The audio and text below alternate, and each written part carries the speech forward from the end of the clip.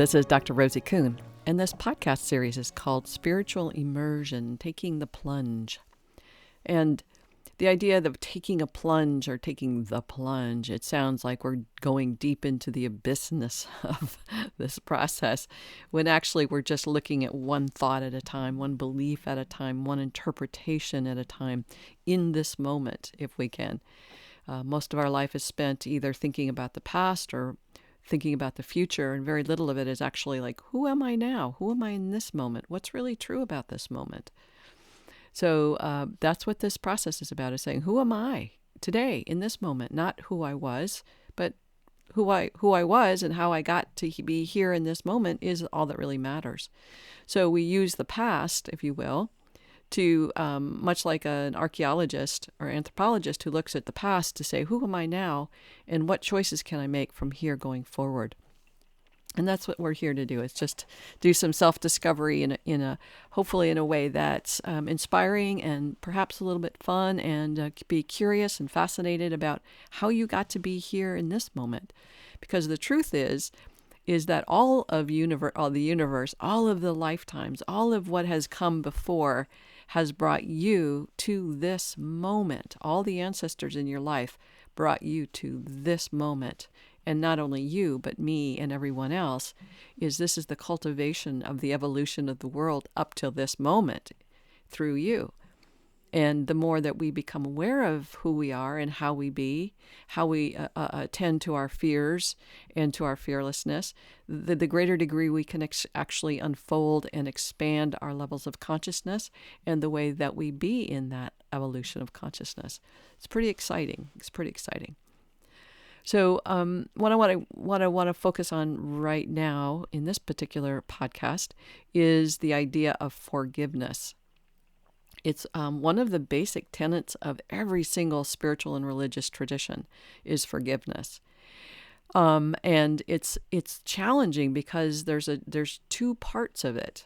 One is that if I feel like I've been wronged, then I feel righteous in being unforgiving.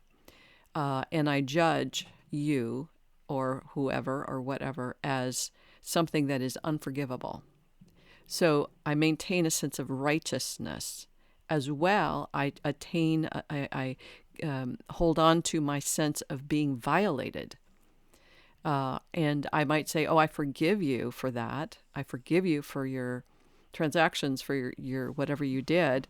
But I can hold on to my righteousness, and I can hold on to being violated. Now, that is the forgiveness that really doesn't heal any wounds. It doesn't heal the world. It holds on to I'm right, you're wrongness about the reality of the world. It's part of consensus reality. Somebody's got to be right and somebody's got to be wrong. We can point the fingers and blame and shame all we want to, or point the finger at ourselves and take on the shame and guilt. But it's getting beyond that that's really important in this process.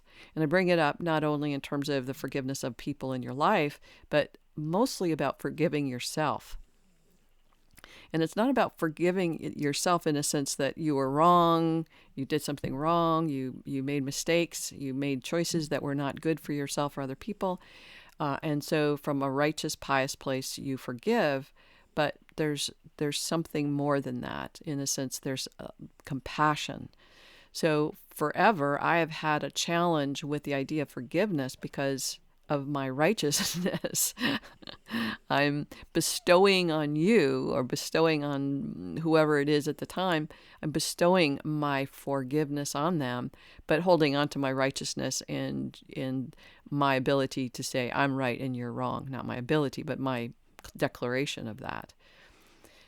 When we go back to what I talked about in the previous podcast about what am I afraid people are going to find out or decide about me, and what do I do so people don't find that out, I'm constantly living in a state of unforgiveness.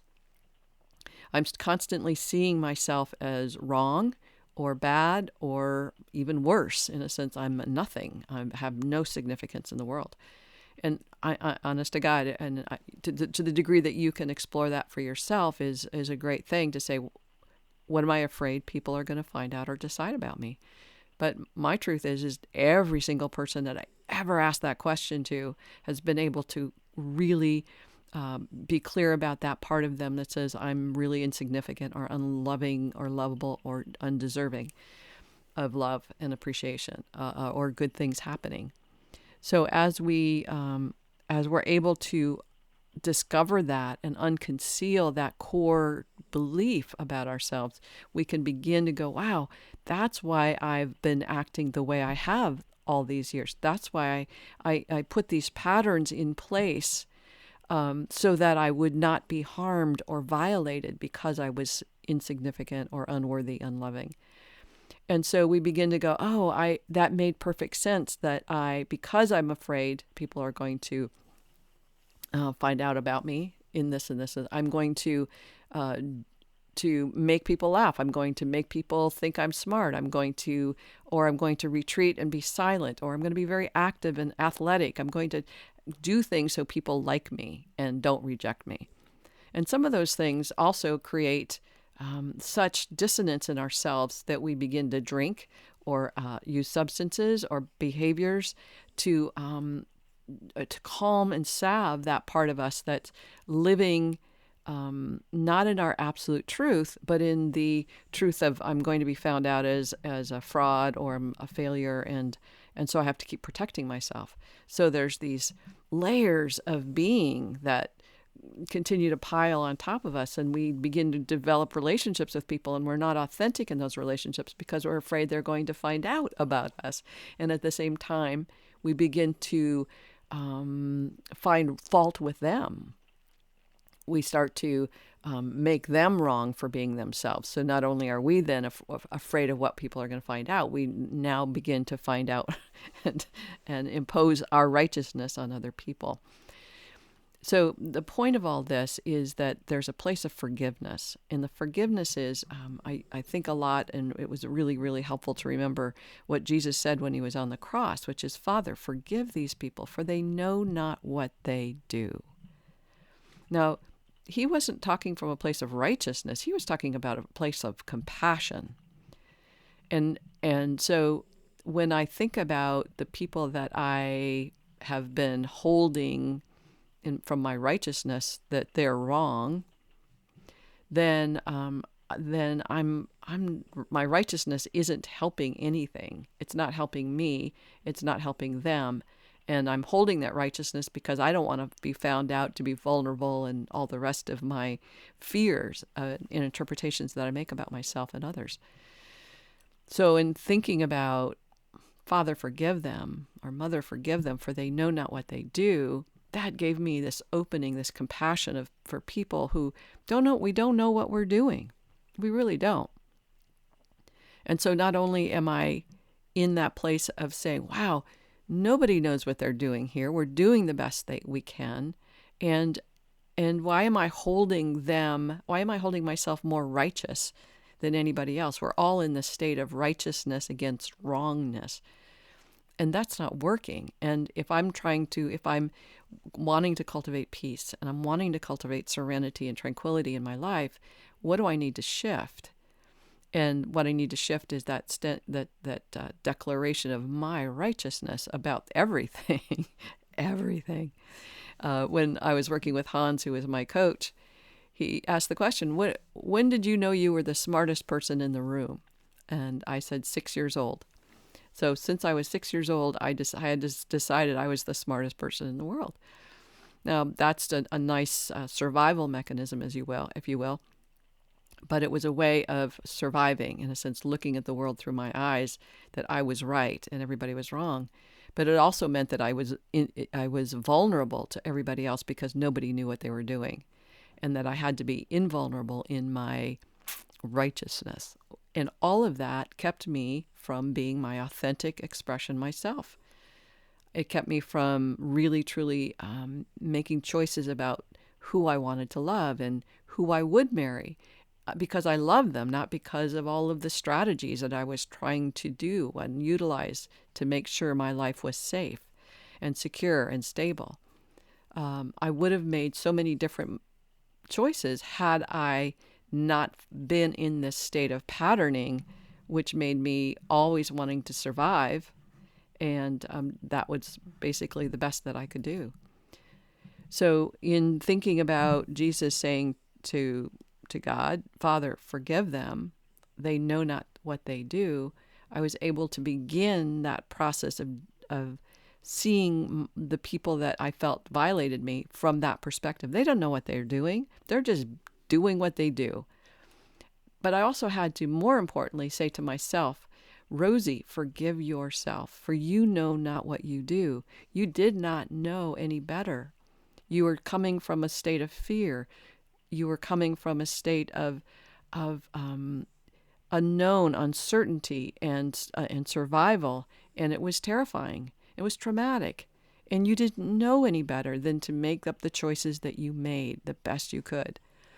So that had really, really, really helped me to begin the process of detaching from seeing myself as wrong, seeing myself as undeserving, seeing myself as unlovable, seeing myself as not enough, and begin to accept me and love me and appreciate me and acknowledge me for the good stuff. And be able to say, yeah, I made choices that were really hard for other people. I made choices that were mistakes. I made choices that I regret. But in this moment, I can see that the core, the conditions that were created because of my situations, that all added to me making those choices that I made. And it makes sense then to go, well, of course, those are the decisions that you made because that was the best you could do given everything. So in that, there's that deeper and deeper levels of acceptance of me. And in that then is deeper and deeper acceptances of other people to say, hey, Rosie, forgive these people, for they know not what they do. They're doing the best they can given their core fears of annihilation and being found out and being rejected. They're doing the best that they can. They've come up with their own strategies to maintain a sense of stability and safety in the world. Each of us are doing that, and the degree to which we can come to acknowledge that in ourselves, for ourselves, then the greater degree of acceptance we have and compassion. And out of that, my experience is forgiveness is a no-brainer. It's like that just happens when we can go, wow, this person had gone through quite an intense life, and this is the results of that. And man, I'm giving them compassion. I mean, compassion is just the impulse of that, because it's just becomes more natural rather than judging them. So one of the practices that I use to help me and support me and empower me to come to a place of self-appreciation was to do this exercise, which is at night, I would say, okay, I'm going to acknowledge myself for 10 things that I did well today. So I acknowledge myself for brushing my teeth or washing the dishes or eating well or not binging on Netflix, or I acknowledge myself for going out for a walk, or I acknowledge myself for calling a friend. So those things that I appreciate that I did is really a great thing that we do. So in a sense, instead of looking at and criticizing and judging what didn't get done, what was wrong, like that has to stop, because research has shown criticism and judgments do not support growth and development. It doesn't. So I have to stop judging myself. I have to stop punishing myself. I have to stop beating myself up, which I was exceptionally good at, and begin to acknowledge and appreciate the good things about me. So number one, acknowledge 10 things that you did well, or 10 things I did well. Number two, 10 things that I respect about myself. And then 5 things that I honor myself for. What do I honor myself for? These are hard questions. I couldn't answer these questions. I could do the acknowledgments. I acknowledge myself for this and this and this. The others got to be more difficult. Respecting myself. honoring myself. How do I honor myself? What do I honor myself for? And then what do I appreciate, in a sense, accept myself for? And those grew into a level of self-love. But I didn't go for the self-love because that's way too much for somebody who was so self-loathing, so full of self-hatred and self-loathing, that the best I could do was begin to acknowledge good things that I could say I did this well, and move from there. So those are pieces of the incrementalness of this. And it's not as if your life will change or my life changed just by doing this, but it certainly helped put me on the right path of no judgments. You know, the Course in Miracles, regardless of the outcome, every high spiritual readings, works of art, book says, forgive. And so that's the practice. All right, I'm going over again. I will let you go, and I will talk to you again soon. All right, bye-bye.